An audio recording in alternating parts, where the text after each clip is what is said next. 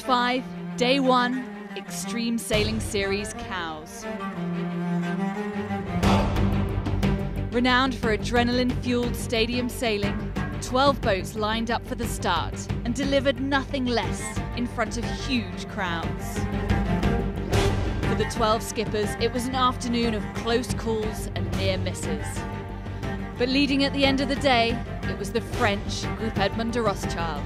We're pretty happy with the group. The three guys in charge of the speed on the boat did a really good job today. Yeah? With more wind on the cards for tomorrow, this is just the start of what promises to be an